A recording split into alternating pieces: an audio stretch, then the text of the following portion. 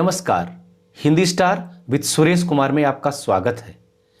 आज के इस वीडियो में हम देखेंगे बाजार दर्शन। बाजार दर्शन के मैंने 2 वीडियो पहले बना दिए हैं। अगर आपने नहीं देखे हों तो प्लेलिस्ट में जाकर के देख लेंगे, डिस्क्रिप्शन में भी उनका लिंक मिल जाएगा। पिछले वीडियो में मैंने बताया था कि 3 तरह की स्थितियां होती हैं बाजार में। एक वो लोग होते हैं जो सारा बाजार खरीद लेना चाहते हैं अपनी परचेजिंग पावर दिखाने के लिए, और वो लोग बाजार को विनाशक शक्ति देते हैं। एक वो लोग होते हैं जो बाजार से कुछ भी नहीं खरीदते हैं, वो भी बाजार को कुछ भी सार्थकता नहीं देते हैं। लेकिन एक तीसरे लोग होते हैं जो बाजार से वही खरीदते हैं जो उनकी ज़रूरत का होता है, और ऐसे ही लोग बाजार को सार्थकता देते हैं, बाजार को कृतार्थ करते हैं। और ऐसे ही एक पात्र का सृजन किया है जैनेंद्र ने, जिनको भगत जी कहते हैं। भगत जी को अगर हम कम शब्दों में उनके व्यक्तित्व की व्याख्या करें, भगत जी का रेखा चित्र आपके सामने रखें, उनका चरित्र चित्रण करें, तो कबीर की 2 पंक्तियां हैं कि चाह गई चिंता गई मनुआ बेपरवाह, चाह गई चिंता गई मनुआ बेपरवाह, जाको कछु नहीं चाहिए सोई साहन के साह, जाको कछु नहीं चाहिए सोई साहन के साह। कबीर यहाँ पे कह रहे हैं कि जिसमें कोई चाह ना हो, कोई इच्छा ना हो, कोई चिंता ना हो और मन मस्त मौला, वो साहों के साह होते हैं जिनको कुछ नहीं चाहिए। भगत जी ऐसे ही हैं। भगत जी कौन है? भगत जी चूरन बेचते हैं। और भगत जी चूरन बेचते हैं तो ये मत समझिएगा कि मैं भी चूरन बेचने वाला हूँ, इसलिए चूरन बेचने वाले का जिक्र कर रहा हूँ। मैं भी अर्थात लेखक जैनेंद्र, ऐसा एक जगह वो कहते हैं। तो भगत जी की विशेषता क्या है? वो चूरन बेचते हैं और वो बाजार से चूरन बेचने के लिए सामान ले आते हैं, चूरन घर में तैयार करते हैं और जा कर के बाजार में बेचते हैं। चूरन उनका इतना प्रसिद्ध है कि हाथों हाथ बिक जाता है, बाजार में जाते हैं और बिक जाता है।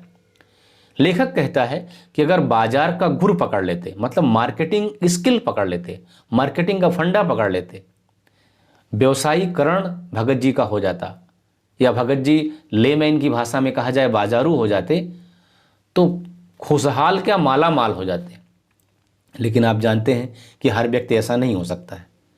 हो सकता है किसी के लिए पैसा बहुत महत्वपूर्ण हो, लेकिन और कुछ लोगों के लिए कुछ और चीज़ें महत्वपूर्ण होती हैं। हम अज्ञानता बस समझते हैं कि पैसा सब कुछ है, पर पैसा सब कुछ नहीं। ये हमारी अज्ञानता है। निश्चित रूप से पैसे के बिना मेरा भी काम नहीं चलेगा, आपका भी नहीं चलेगा। लेकिन इस बात को हमेशा याद रखिएगा, पैसा बहुत कुछ था, बहुत कुछ है, बहुत कुछ रहेगा भी, लेकिन पैसा न सब कुछ था, न सब कुछ है, न सब कुछ होगा। यही गलती हम लोग करते हैं और इसीलिए हम अपने समाज में तरह तरह की विकृतियां देखते हैं। जो लोग पैसे को केंद्र में रखते हैं उनके व्यक्तित्व में विकृतियां पैदा हो जाती हैं। पैसा हमारी ज़रूरत का साधन है, इसीलिए हमारी जेब भी साइड में होती है, केंद्र में नहीं होती है। तो इसलिए भगत जी का यही है। भगत जी चूरन बेचते हैं और 6 आने का चूरन उनका बिका नहीं कि फिर बाकी बच्चा चूरन बच्चों में बांट देते हैं। मजाल है कि कोई 25वां पैसा भी उनको दे दे, कतई नहीं, कदापि नहीं। जैसे 6 आने का चूरन बिका और वो सारे चूरन को बच्चों में बांट देते हैं, बचे हुए चूरन को। और हाल ये है कि भगत जी का चूरन जब लेके पहुंचते हैं तो लोग जो है हाथों हाथ ले लेते हैं। चूरन से भी अधिक शायद वो भगत जी के प्रति अपनी सद्भावना का देय देने को उत्सुक रहते हैं।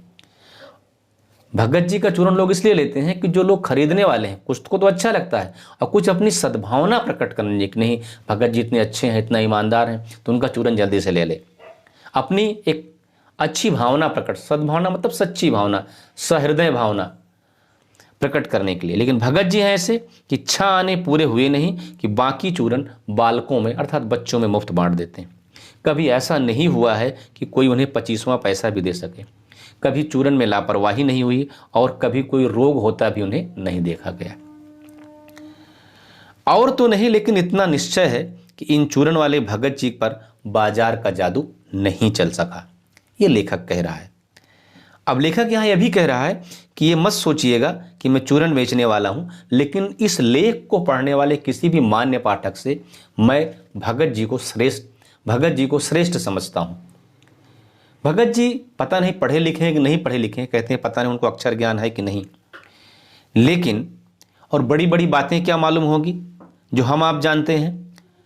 इसमें ये तो हो सकता है कि वो चूरण वाला भगत हम लोगों के सामने नाचीज हो। नाचीज मतलब बहुत तुच्छ छोटा प्राणी। आपने सुना होगा लोग बोलते हैं कि इस नाचीज को क्या हुक्म है। तो भगत जी हम लोगों के सामने बहुत नाचीज कह सकते हैं, लेकिन उस अपदार्थ प्राणी को वह प्राप्त है जो हम में से बहुत कम को शायद प्राप्त हो। भगत जी को हम बहुत तुच्छ प्राणी कह सकते हैं, बहुत छोटा कह सकते हैं, लेकिन भगत जी के पास वो चीज़ है जो हमारे आपके पास नहीं। क्या है? भगत जी पर बाजार का जादू नहीं चलता, भगत जी पर माया मोह का असर नहीं। और हम आप क्या हैं? स्वार्थ में, माया मोह में, बाजार के जादू पर फिदा हो जाते हैं। अर्थात ये कहना चाह रहा है लेखक यहाँ पर कि लोगों का बाजारीकरण हो गया, व्यवसायीकरण हो गया, लेकिन भगत जी का नहीं हो। जैसे क्या है, जिस तरह भगत जी का चूर्ण बिक रहा है, कोई साधारण आदमी होता क्या करता, उसकी क्या करता कि एडवांस में दे देता, थोक में दे देता, लेकिन भगत जी पेशगी नहीं लेते हैं, अर्थात एडवांस नहीं लेते हैं, थोक भी नहीं बेचते हैं, खुद बनाते हैं, खुद बेचते हैं, और 6 आने का बिका, उसके बाद एक भी पैसा नहीं लेते हैं किसी से। 25वां पैसा भी मजाल है कि ले लें। तो भगत जी का बाजारीकरण नहीं हुआ। लेकिन कोई भी साधारण आदमी तो क्या करता हो, तुरंत माल बिक रहा है, फटाफट इसको और ब्रांडिंग करो, ये करो वो करो। ब्रांडिंग तो ठीक है, कुछ दिन चला, उसके बाद उसमें डुप्लीकेट माल भी भरना शुरू कर देगा, लेवल कुछ और अंदर माल कुछ और। बाजार का जादू भगत पर असर नहीं करता है, माल बिछा रहता है, लेकिन उनका मन अडिग रहता है। लेकिन आपने पहले देखा कि बाकी जो दो सज्जन थे, उनका क्या था? बाजार का असर उन पर था। माल बिछा तो पूरा खरीद लिया इकट्ठा, दूसरे वाले ने कुछ नहीं खरीदा था। पैसा उससे आगे होकर भीख मांगता है। किससे? भगत जी से, कि मुझे ले लो, लेकिन उसके मन में पैसे पर दया नहीं समाती। हम आप पैसे के पीछे भागते हैं, और ऐसे लोग क्या, पैसा उसके आगे भीख मांग रहा है, लेकिन कुछ फर्क नहीं पड़ता। वो निर्मम व्यक्ति पैसे को आहत गर्भ में बिलखता छोड़ देता है। भगत को निर्मम बोला, जिसमें बिल्कुल दया ना हो। किसके प्रति? पैसे के प्रति ममता ना हो। निर्मम मतलब जिसमें ममता ना हो। और वह निर्मम व्यक्ति पैसे को आहत, घायल, बिलखता हुआ छोड़ देता है। ऐसे आदमी के सामने क्या पैसे की व्यंग शक्ति चलेगी? कदापि नहीं चलेगी। क्या वह शक्ति कुंठित रहकर सलज्ज नहीं हो जाती होगी? क्या वो शक्ति जो है कुंठित नहीं हो जाती? सलज्ज मतलब लज्जा से झुक जाना, लज्जा से मर जाना, न जाती होगी? पैसे की व्यंग शक्ति की सुनिए। अब पैसे की व्यंग शक्ति है क्या, इसके बारे में लेखक ने आगे बताया है कि पैदल आप चल रहे हैं और बगल से कोई मोटर गाड़ी गुजर जाए, कोई कार गुजर जाए, तो वैसा लगेगा कि मोटर गाड़ी रोड से नहीं, आपके कलेजे से होके गुजरी, और आप अपने आप को कोसना शुरू कर देंगे कि बाप रे बाप, यही माँ बाप मुझे पैदा होने के लिए मिले थे। क्यों ना मैं अमीरों के घर में पैदा हुआ, क्यों ना मोटर वालों के घर पैदा हुआ। जब वो मोटर गाड़ी आपके सामने से निकलेगी तो लगेगा कि देखिए, ऐसा लगेगा जैसे कोई कह रहा है कि देखो, आंखों में उंगली घुसा कर दोनों, कि देखो वो जो गई वो मोटर गाड़ी है, कार है, जो तुम्हारे पास नहीं है। मतलब ऐसा लगेगा जैसे आपकी आंखों में किसी ने उंगली चुभा दी, सूजा चुभो दिया, ये कह रहे हैं लेखक। अब लेकिन क्या लोग वैभव की यह व्यंग शक्ति उस चूरण वाले के अकिंचतर मनुष्य के आगे चूर चूर होकर नहीं रह जाती? चूर चूर क्यों, कहो पानी पानी। लेखक कह रहा है कि यह लोक वैभव की जो व्यंग शक्ति है, पैसे की व्यंग शक्ति, क्या वो चूरण वाले के अकिंचतर, जो किंचित मात्र, वो छोटा व्यक्ति है, मनुष्य के आगे चूर चूर हो जाती है? चूर चूर क्या, पानी पानी हो जाती है। तो वो क्या बल है जो इस तीखे व्यंग के आगे ही अजेय नहीं रहता, बल्कि मानो उस व्यंग की क्रूरता को ही पिघला देता है? लेखक कह रहा है कि वो कौन सा व्यंग है, वो कौन सी, क्या बल है किसमें? भगत जी में, जो इस तीखे व्यंग के आगे झुकता नहीं है, बल्कि उस व्यंग की क्रूरता को पिघला देता है।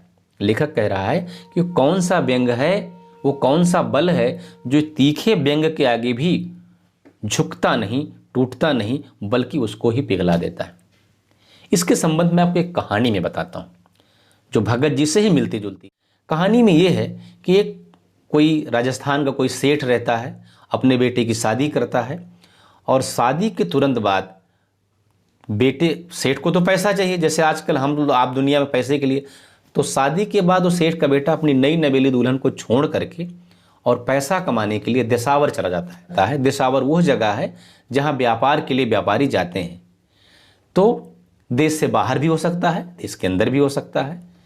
तो वह जो है चला जाता है और उसकी नई नवेली दुल्हन जो है वो मना करती है, लेकिन वो तो मानता नहीं, कहता नहीं ब्याह में बहुत खर्चा हो गया है, कैसे होगा, और बाबूजी नाराज़ रहेंगे, देशावर जाना जरूरी है और शुभ मुहूर्त है, इस मुहूर्त में नहीं जाएंगे तो इतना अच्छा पैसा नहीं कमा पाएंगे। तो वो जाता है। तो जब वो जा रहा होता है, जब दुल्हन को विदा करा के ले जा रहा, तो उसी समय उसके गाँव के पास एक बरगद का पेड़ रहता है। उस बरगद के पेड़ पर एक भूत रह रहा होता है और उन दोनों को जब शादी करके आ रहे होते हैं तो देखता है और सुंदर दुल्हन देख करके भूत के मन में भी सौंदर्य के प्रति आकर्षित हो जाता है और उसके सौंदर्य को देख करके बेहोश हो जाता है भूत। बाद में जब वो चले आते हैं, भूत की इच्छा होती है कि उसके शरीर में प्रवेश कर जाए, लेकिन वो पता नहीं क्या सोचकर थोड़ा दया आ जाती है, उस लड़की के शरीर में प्रवेश नहीं करता है। कहानी ऐसी है। फिर जब वो लड़का, सेठ का लड़का देशावर जाने के लिए जा रहा होता है, तो जो बरगद पर भूत है उसको पहचान जाता है। जो बरगद के पास से गुजरता है, वो बरगद का पेड़ रास्ते में है, तो पहचान जाता है। तो तुरंत जो है लड़के का वेश बनाकर आता है, उसके पास पूछता है, अरे भाई कहाँ जा रहे हो, अभी भी तो शादी हुई है। तो वो बताता है सेठ का लड़का कि मैं जा रहा हूँ देशावर और 5 साल बाद लौटूंगा। तो भूत के मन में आता है कि क्या अच्छा ना हो किसी का वेश बना लें, सेम टू सेम इसका रूप धारण कर लें और चले जाएं, 5 साल उसके घर रहें, आराम से रहेंगे, कोई दिक्कत नहीं है। ये सोच करके जाता है और जाता है और उसके घर में वो रहने लगता है। जब वो वहाँ रह रहा होता है, गांव के कुछ और सेठ जाते हैं और देखते हैं कि यहाँ भी है और वहाँ भी है, ये क्या घोटाला है, इसमें सही कौन है। तो जो गांव के और व्यापारी हैं उसको बताते हैं, तुम तो वहाँ पर है, तुम यहाँ कैसे है। तो उसको, तुम घर जाओ, तुम्हारे घर में कोई ऐसे रह रहा है। तो पहले लगता है कि नहीं, ये जो है हमको झूठ बोल रहे हैं, हमारा व्यवसाय चौपट करने के लिए। लेकिन जब बार बार कहते हैं और तरह तरह से विश्वास दिलाते हैं तो उसके मन में भी खटका पैदा होता है और घर आता है और देखता तो सच पाता है। सच पाता अपने पिता के सामने गिड़गिड़ाता है, अपनी माँ के सामने, अपनी पत्नी के सामने कोई पहचानता ही नहीं, क्योंकि भूत तो एकदम सेम टू सेम उसके जैसा है। तो फिर क्या करता है, गांव वाले आते हैं, पंचायत इकट्ठा होती है, कोई पहचान नहीं पाता। फिर निर्णय होता है कि चलो इसको राजा के पास ले चलते हैं। राजा के पास ले जाने का जब निर्णय होता है तो जा रहे होते हैं गांव के लोग और कि राजा इसका फैसला करेगा। तो रास्ते में एक गडरिया मिलता है। तो गडरिया पूछता है, भाई इतने लोग तुम कहाँ जा रहे हो। तो वो लोग बात बताते हैं ऐसे ऐसे। तो गडरिया कहता है सारी बात सुनने के बाद कि इसमें कौन सी बड़ी बात, इसका फैसला तो मैं ही कर दूंगा, तुम बिना मतलब राजा के पास जा रहे हो। तो बोले ठीक है कर दो। तो कहता ठीक है, बैठाता है सबको। तो कहता है कि ऐसा है, वो इनमें से जो हमारी यहाँ भेड़ें हैं, इनको एक पर्टिकुलर जगह पर 7 बार मैं ताली बजाऊंगा, उतने टाइम में इकट्ठा लाके बैठा देगा तो वही असली पति है। तो जो बहुरूपिया रहता है भूत, वो फटाक से लाके बैठा देता है। असली वाला आदमी कहाँ बिठा पाएगा, भेड़ों को इकट्ठा करना आसान काम है, बहुत समय लगता है। 7 बार ताली बजाने में बिठा दे तो आसान बात तो है नहीं। आता है तो गडरिया समझ जाता है कि यही तो गड़बड़ है, उसकी पीठ ठोंकता है, शाबाशी देता है, बहुत अच्छा, तुम ही सच्चा पति है। फिर उसके बाद कहता है एक और टेस्ट लेंगे। तो वो कहता है कि आखिरी टेस्ट है। उसके पास एक रहती है वो पानी पीने का चमड़े का थैला, जिसको छागल बोलता है, कुछ ऐसा है। तो कहता है कि इस छागल में जो घुस जाएगा वही असली पति है। तो आदमी कहाँ छागल में घुस पाएगा, तो चमड़े का इतना बड़ा थैला होता है, जो कि आज की तरह मिनरल वाटर का ज़माना था नहीं कि पानी की बोतल लेके जाएं, ऐसे लोग चलते थे।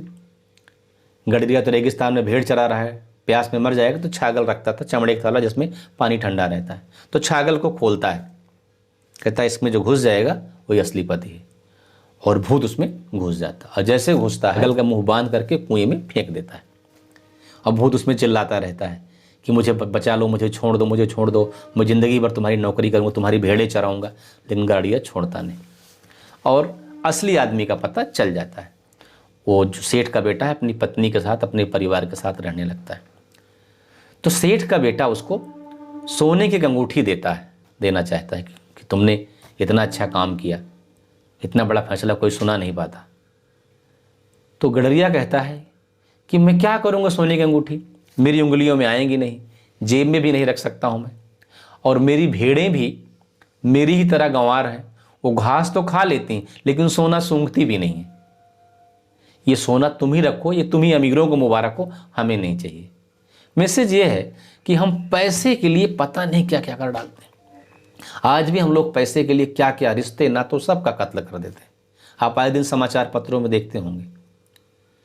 वैसे ही यहाँ जैनेंद्र ने दिखाया है कि हम लोग जो हमारा व्यवसायीकरण हो गया है, जो हम भौतिकता की तरफ झुक गए हैं, बाजारू हो गए हैं, उस वजह से हमें इतनी सारी प्रॉब्लम्स आ रही हैं।